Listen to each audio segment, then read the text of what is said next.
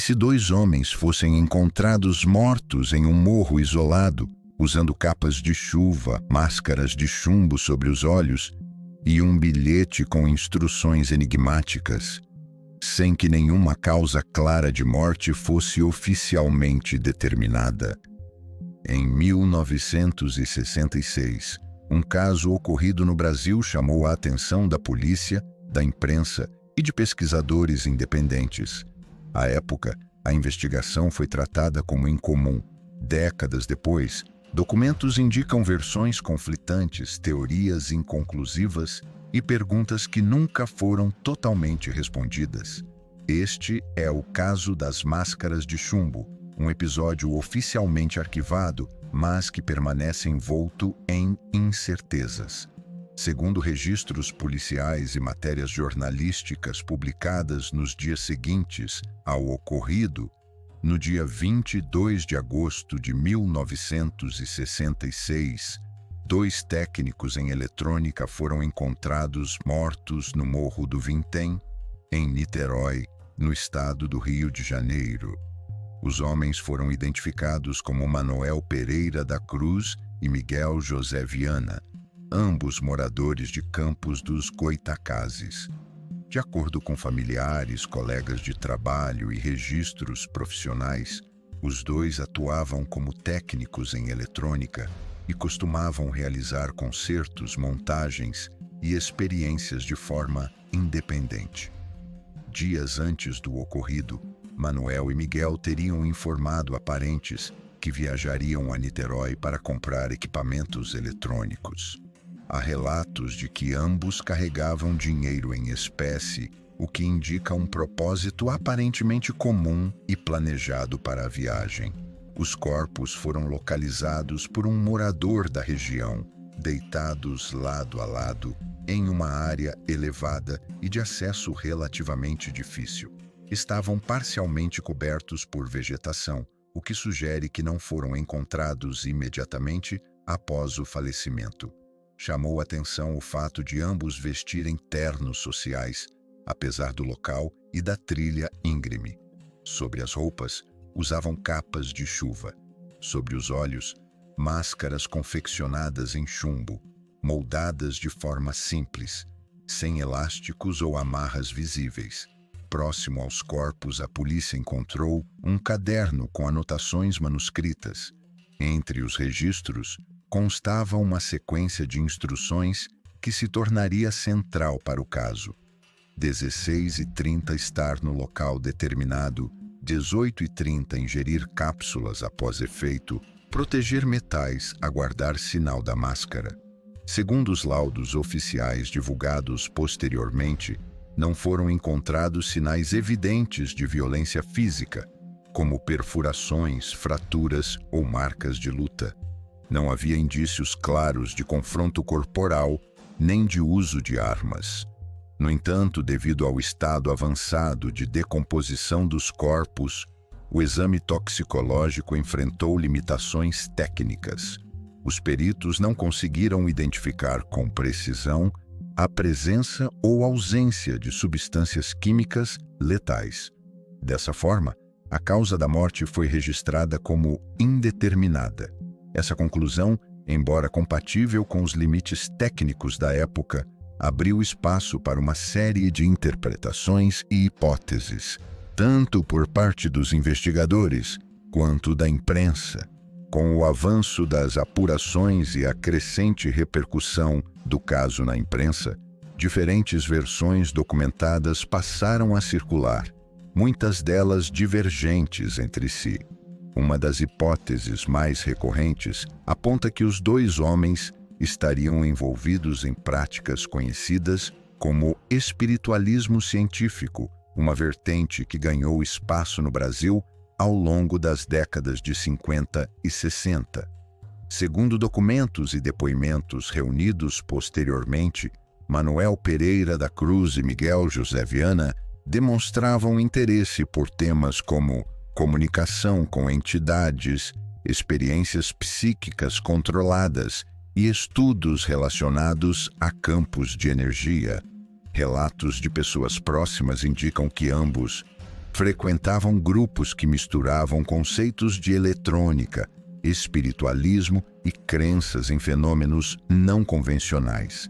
Dentro desse contexto, a utilização de máscaras de chumbo poderia representar uma tentativa de proteção contra algum tipo de radiação, luminosidade intensa ou efeito desconhecido que, segundo essas crenças, poderia ocorrer durante determinadas experiências. Outra hipótese considerada por investigadores da época foi a de uma experiência científica mal sucedida. As anotações encontradas no caderno indicam horários específicos, sequência de ações e um aparente planejamento prévio. A menção direta à ingestão de cápsulas levanta questionamentos importantes sobre o conteúdo dessas substâncias, sua origem e seus possíveis efeitos fisiológicos. No entanto, não há registros oficiais que confirmem qual seria a composição dessas cápsulas. Nenhum frasco, embalagem ou resíduo foi devidamente catalogado nos autos do processo. A ausência desse material impede qualquer conclusão técnica mais precisa e contribui para a permanência das dúvidas.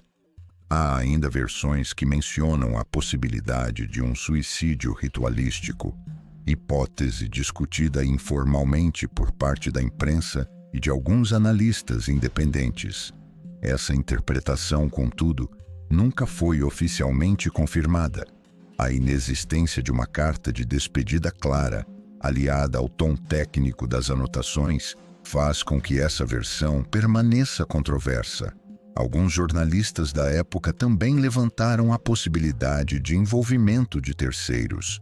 Ainda assim, os investigadores não encontraram indícios concretos de luta, perseguição ou sinais claros de que outra pessoa estivesse presente no local no momento das mortes.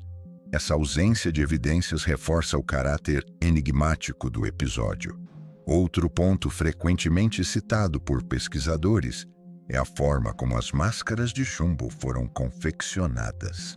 Elas não possuíam qualquer tipo de fixação, como elásticos ou tiras. Isso levanta uma questão prática relevante. Como permaneceriam corretamente posicionadas por um longo período? Essa característica sugere que as máscaras podem ter sido colocadas pouco antes do momento final, o que indica uma ação deliberada e consciente. Também não há consenso sobre a autoria das anotações encontradas no caderno. A caligrafia nunca foi oficialmente atribuída a Manuel ou Miguel de maneira conclusiva. Embora isso não comprove a participação de terceiros, mantém aberta a possibilidade de orientação externa ou influência indireta. Alguns analistas destacam ainda o silêncio posterior das autoridades. Após o arquivamento, o caso raramente foi reavaliado à luz de novas técnicas periciais, mesmo com o avanço significativo da ciência forense ao longo das décadas. Isso contribuiu para que muitas perguntas permanecessem restritas a documentos antigos e relatos fragmentados. Com o passar do tempo, o caso das máscaras de chumbo passou a ser reinterpretado sob diferentes perspectivas, variando conforme o contexto cultural de cada época. Ainda assim, nenhuma dessas leituras conseguiu responder de forma satisfatória a todas as inconsistências documentadas. Por que dois técnicos em eletrônica escolheriam um local isolado, em um morro de difícil acesso, para realizar uma atividade tão específica? O que realmente significava a instrução proteger metais? Tratava-se de um procedimento técnico, uma crença simbólica ou apenas uma anotação pessoal? E, sobretudo, o que quer dizer a frase aguardar sinal da máscara? Um código interno, uma expectativa de evento externo ou algo que nunca chegou a acontecer?